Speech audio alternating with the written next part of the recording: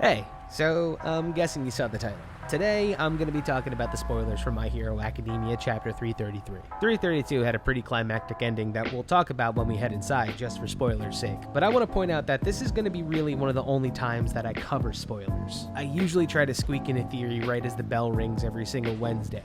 But this Wednesday, I saw the leaks a little too early and it felt kind of dirty making the video and publishing it then. So I decided right then and there that I wouldn't do the video, and the following day I would do one of the things that I rarely do, cover spoilers. I'll still be putting out a prediction video for Chapter 334 next week when we finally get the full chapter, because I've been putting out a video every single Wednesday for the past almost year, it feels like. And like I said earlier, there's just nothing like the feeling of squeaking out a theory right as the bell rings and getting it right. Sometimes you do take a massive L, but on those one-off chances that you do get a W, it feels great. So if anything, my theory video about what might happen for next week's chapter is going to get pushed up, so expect it either on Tuesday or Mondays from now on. But with that being said, there will be spoilers ahead, like big time spoilers, so make sure you're prepared. Now, let's head inside and grab ourselves a drink.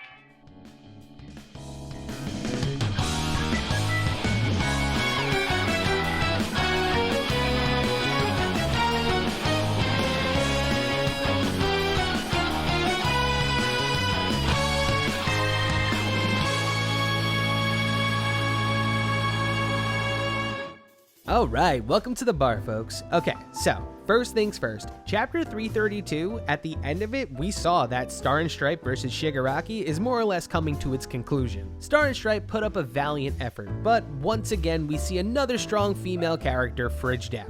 The one thing that I did harp on in my review of Chapter 331 was I had a feeling that this fight was very similar to the one against Lady Nagant. Lady Nagant was a strong enough hero to act as a stress test to show us that Deku had attained a certain echelon of herodom that would make him significantly stronger than the current villains out there. While juxtaposed, you have Shigaraki, who's obtaining a more or less ex machina type quirk. Eraserhead still exists as a hero, so for all intents and purposes, Shigaraki needs an ex machina to combat the fact that Shigaraki can just have his quirks turned off. So let's head up to the wall, talk a little bit more about the spoilers, and maybe throw some theories out there as to what might happen in Chapter 334.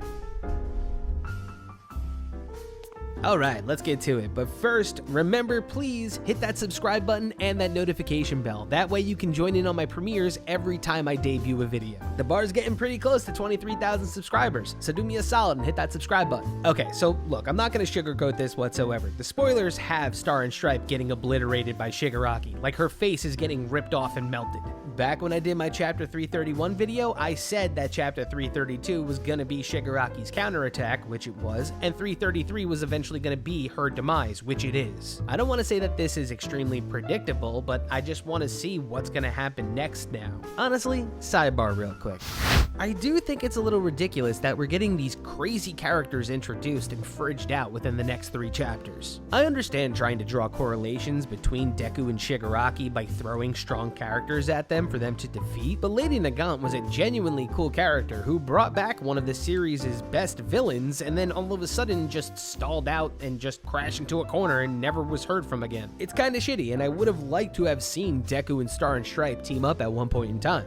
But the sheer gravity of what Shigaraki has just committed, he killed America's #1 hero, which is absolutely crazy when you think about it. And it kind of feels like Star and Stripe knew what she was getting into at the time. Because the way that the leaks kind of had her depicted was almost that she was expecting her death to a certain degree, mostly because her second rule acted as a booby trap in case she was killed and had her quirk stolen. And honestly, we don't know the true caveats of the quirk, or rather, I don't know the true caveats of the quirk because I really haven't gone out there to try to, pry and find out what it really is. But we can say from the leaks it's evident that Star and Stripe is not going to go down just because she dies out here in the real world. She's taken the fight to the Vestige Realm, because that in itself is crazy to think about. The fact of the matter is, Star and Stripe is now going to be fighting Shigaraki and All For One inside of the Vestige Realm that Shigaraki has. And a lot of people have just gone with the default assumption of, okay, that's it. The minute that she goes inside of the Vestige Realm, she's going to get absolutely destroyed by All For One. And that could be one of the 2 outcomes. Remember, All For One said that when he used to steal a quirk, he used to get some memories that came along with it. So if Cassie, or Star and Stripe, manages to stay hidden, or if she gets hurt and manages to, like, stay out of the way, so to speak. There's that sincere possibility that she could form a resistance within All For One and defeat All For One from the inside. Remember, this is almost becoming a little bit of a rescue story on Shigaraki's end, because we're slowly seeing Shigaraki get himself stolen away from himself.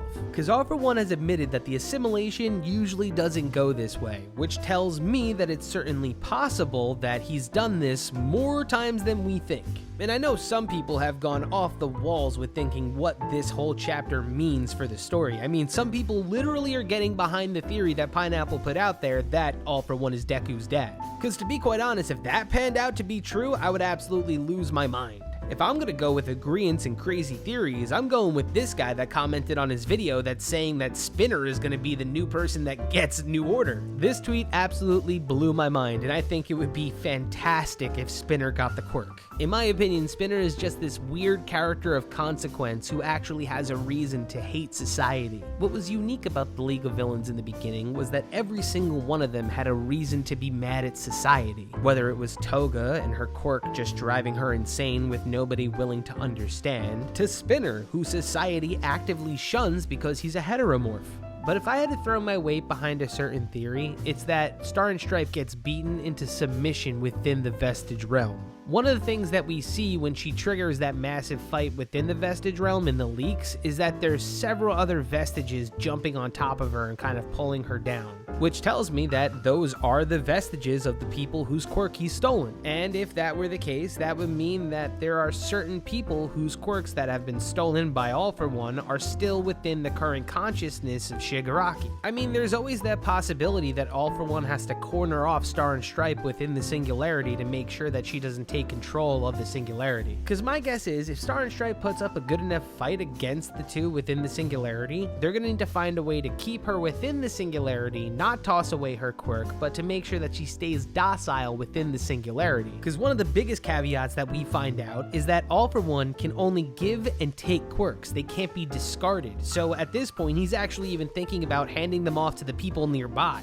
which leaves the possibility open for Star and Stripe to start destroying the quirks that All For One has within him right now. When she's in that monster hulked out version of herself inside of the Singularity ripping apart those shadows, my guess is those are quirks, which helps me go back to the theory of there's a possibility All For One might corner her off inside of a certain part of the Singularity. It's coming to the point where we have to see whether or not Shigaraki can assert his dominance over a quirk that he steals and completely beat them into submission. Because if he can't, that's a huge caveat to him being able to steal quirks, because if he steals the quirk of somebody who can overpower him within the Singularity, it's not going to go well. At that point, that would only give Star and Stripe another ally within Shigaraki's Singularity to eventually team up and take down All For One, which eventually could be a sincere possibility. Because the way that I'm kind of trying to see this is that One For All reached a certain plateau of power, and when it reached that plateau, it was given an entirely new plateau of power. And that's why All For One wanted to obtain One For All before he obtained New Order. He viewed New Order as arguably the strongest quirk on the planet, because One For All is a power of exponential growth.